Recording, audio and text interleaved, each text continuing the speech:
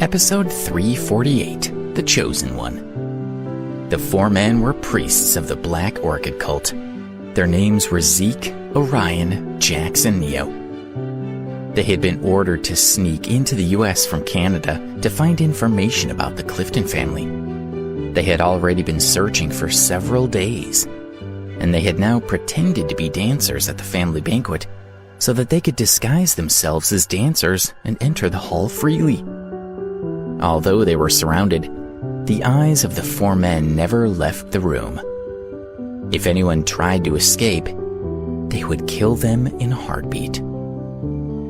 Although the Clifton family was once connected with the Black Orchid sect in America, the four priests were not there to reminisce about the past. They all had cold expressions as they looked at the guards. They knew that as a powerful family that had survived for over a century, the Cliftons shouldn't be underestimated. When the man said, "You'll all die," the family was in a state of uproar. The young men, particularly, were desperate to attack the four strangers. One young man said, "There's only 4 of you and 300 of us. Do you really think you can take on all of us? You're crazy." Even Chelsea couldn't help but smile. Only ignorant foreigners would dare to be so presumptuous about the Clifton family. She thought, "I'm afraid they won't be so arrogant for long. Soon, they'll feel the true strength of the Clifton family. Besides, Alex is nearby. He'll deal with them." "Come on, then. What are you waiting for? I'll give you one last chance to leave," said another family member. "Don't talk nonsense. I've been learning some new martial arts techniques. This'll be a great chance to practice," said another. Everyone laughed. The four men felt that everyone was laughing at them and for a moment didn't know what to do. "Well, don't say we didn't warn you," one of the strangers said coldly. He grabbed one of the security guards and whirled him around in the air several times. The man's face turned red, and after struggling to stand for a moment, he collapsed to the ground where he was and passed out. Everyone in the room was suddenly silent with shock. The man was a senior security guard and a martial arts master, but he had been knocked out in a single move. Rufus was appalled, and yet he was becoming increasingly anxious.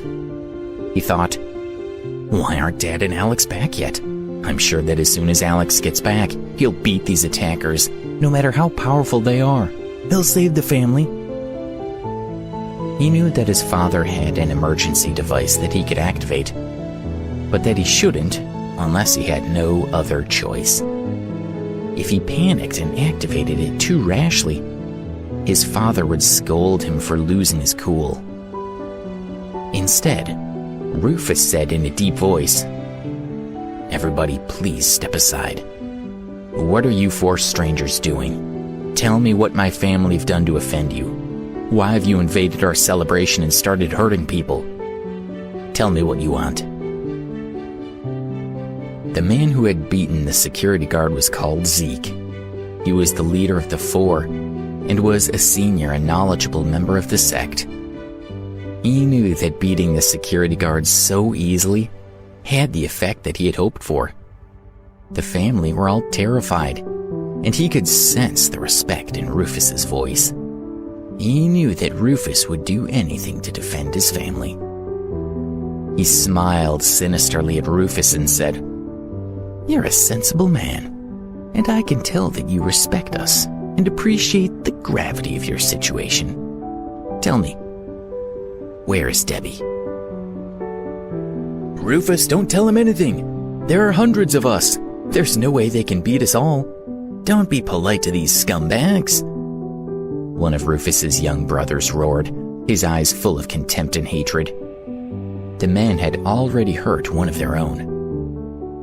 "Shut up. My father isn't here, so I have the final say," Rufus said coldly. He turned back to the man and said, "Debbie? Why are you looking for Debbie? She's just a young woman. What do you want with her? She can't have done anything to upset you." Rufus was puzzled. "You misunderstand our quest. You assume that we're looking for Debbie because she's done something to offend us. That's not true. We're looking for her because she is the chosen one, and it's her fate to come with us. We're here to ensure that she lives up to her fate. Where is she?" Although he spoke odd, his voice was soft and melodic. Everyone was quiet as they listened to him. Rufus naturally refused to identify Debbie so easily. He didn't know who the 4 foreigners were, but he could sense cruelty in them. Unfortunately, as the man mentioned Debbie's name, several family members looked at her without thinking. The men followed their gazes and saw that there was only one woman who appeared to be as beautiful, pure and serene as the woman they were looking for. The leader told himself, "If I guess correctly, this is the chosen one of the new generation of the Black Orchid cult. Her temperament and appearance seem to be perfect. We've been guided to her, and I am grateful." With his face full of piety, he murmured a few words of gratitude to the sky. He felt grateful that they had found her so quickly, and that their trip would not be in vain. When they had arrived in the U.S., he had heard that Debbie was the granddaughter of the Clifton family. As soon as he saw her, he noticed her resemblance to Cynthia Clifton. Her face was so familiar that he was certain she was the one they were looking for. However, he could not rely solely on his intuition. The 4 of them had always proceeded with caution, and they needed to be certain that she was the right one. At that moment, a distant cousin pushed his way through everyone to find Rufus. He whispered a few words in his ear. The cousin had been sent as a spy to attend a Black Orchid ceremony 8 years previously. After observing the strangers for a while, he confirmed to Rufus that they were priests from the Black Orchid cult. Rufus was shocked when he heard who they were. He understood from his father that the cult's influence had been greatly diminished over the years, and that the Cliftons had worked to distance themselves from the group. But as the eldest son with more access to his grandfather's great store of knowledge and experience than some of his other family members, he was also very aware of the power of such cults. He understood completely why his father had refused to disclose the blood relationship between Debbie and his family.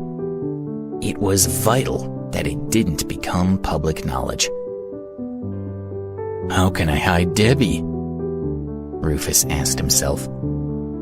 But he realized that it was too late when he saw one of the priests was already standing next to her. The man smiled and said, "Miss Clifton, your mother has been waiting for you in Canada for a long time. We've been sent to collect you and take you back with us to join her. Please, come with me." Debbie was shocked. A trace of joy appeared in her eyes as she imagined a reunion with her mother. But it soon vanished as she thought, "It's impossible. How could my mother be in Canada when I know for a fact that she fell off the cliff and died?" The priest was almost sure that Debbie was Cynthia's daughter. He knew that he could use the Jade Phoenix to confirm it, but he didn't think it was necessary. "We worship you, for you are the chosen one," he said to Debbie as he dropped to his knees in front of her. His body was completely prostrate, which was the posture of worship. The other 3 priests also kneeled on the ground and looked up at Debbie with tears of joy streaming from their eyes.